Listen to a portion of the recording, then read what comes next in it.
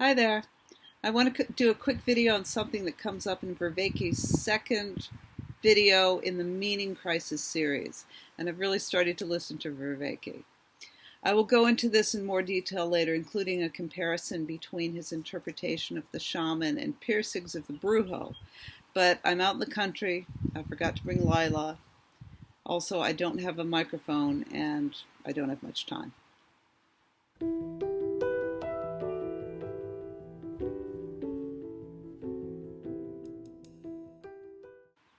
What I do want to talk about is what Vervaeke says about the flow state. Now, we've certainly heard about this on and off for years, and Vervaeke does indeed give a brief history of the term, which has been around since the 90s. So what is the flow experience? So the flow experience is an experience people get into. They often describe it as like being in the zone. So you are involved in a task that is very demanding. In fact, it has a particular structure to it. So these are your skills, and these is how demanding the situation is, right? And the flow state is one in which the demands of the situation just slightly go beyond your skill abilities. Right? And so you can get what's called here, Csikszentmihalyi often represents this by the flow channel. Right? When my skills can just through, we'll talk about this through like sort of insight and restructuring, when I can just enough exact and extend my skills to meet the demands, so I have to put everything I've got into it, then I get into the flow channel. If my skills exceed the demands, I fall into boredom. If my demands exceed the skills, all right, I fall into anxiety. So that's a great technical description, and you will certainly notice similarities with Jordan Peterson's description of the equilibrated state from Piaget, and that notion that infiltrates Peterson's work in general, and that he describes using references to the harmony in the Tao, and even as a way to enter the kingdom of God. Just enough novelty to keep things interesting, to keep you in engaged equilibration. But what makes Vervaake's discussion of the flow state different for me, and maybe for you, is that he is emphasizing the importance of this flow state, not just in terms of personal meaning, but in terms of how it is kind of like the creative quality of Pirsig, that this is what allows us to actually evolve and create as human beings. So there's a couple of things also that I like a lot. He's giving it importance as it's the most satisfying, meaningful state, and he's actually suggesting methods as to how you can enter the flow state. Some of these methods, such as rock climbing, seem inexplicable to many people until you understand that this highly meaningful flow state is being induced by rock climbing. And by the way, just as an aside, this is another way that cognitive science and cognitive psychology is explaining the inexplicables of human behavior, kind of like the elephant rider metaphor of height. Right? You presented like, here's a rock face. What I want you to do is I want you to go up that. It's going to be really physically demanding. It's going to hurt you. You might fall to you and harm yourself. And once you get to the top, you come back down. It would seem like a torturous thing to do. Well, we know why people rock climb. They rock climb because they get into the flow state. And the flow state is deeply, deeply positive for people. It's not the same thing as physical pleasure. Right?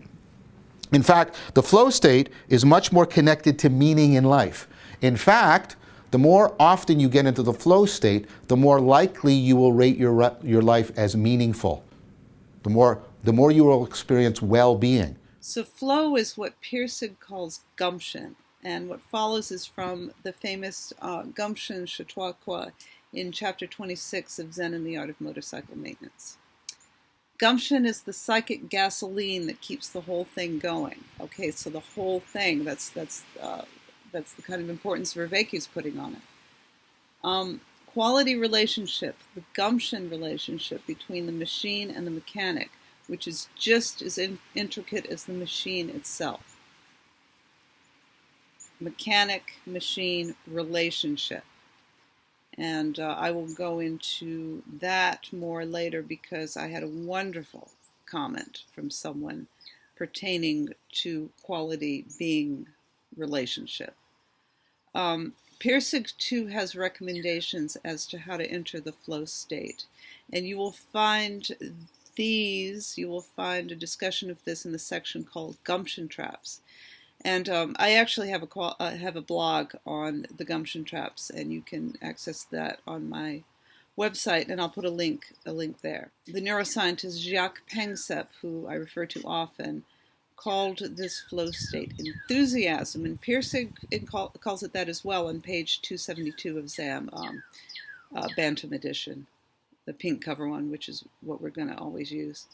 And that is the psychic gasoline. Enthusiasm is the psychic gasoline of the seeking system. And in depression, somehow the seeking system is not functioning properly. So imagine that. Imagine not being able to access the flow state. And this, I think, is one of the biggest mental health problems that I see, from lack of motivation on one end all the way to shutting down and not being able to engage at all in severe depression. Panksepp was trying to find a medication to get the seeking system going, and he was trying to fix this problem in his lifetime. I think he was only partially successful. The therapeutic aspect of accessing the flow state is what I'm thinking of today, and what I will be thinking of, since one of the main things I'm trying to do with this exploration of Pirsig's philosophy is how to use it to engage in the world in the highest quality way, and how to help other people do it also. So you see where I'm going with this. Vervaeke has actually broken it down in a way that might be implementable. He's looking at ways, as he says, to engender the flow state. And the shaman used these methods, and we can tailor these methods for our use today. Which is why the psychedelics used by the ancient shaman are very intriguing, and Vervaeke cites some important statistics as to the success of these substances for treating PTSD, depression, and addiction. So I suggest, if you're interested in this, visit the MAPS, the MAPS website, and I'll put a link in the description. This is a company, or let's just say a coalition, I'm not sure exactly how to describe it, that's conducting serious, and has been serious, studies on psychedelics, and they're getting a lot of success, to the point where you can get ketamine in clinics, and pretty soon MDMA, I realize that's synthetic, but it's the same principle. MDMA will soon be legalized for the treatment of PTSD, which is a fantastic thing. So there's so much more to be said about both the flow state and the shaman in this chapter 2 of Vervaeke's Meaning Crisis, and as how they relate to Pirsig's work. But that's all the time I have for today. So I hope that made sense, and I will see you next time, which is going to be Sunday for Chapter 2 of Zen and the Art of Motorcycle Maintenance. So thank you so much for joining me. I love your comments, and I'll see you next time.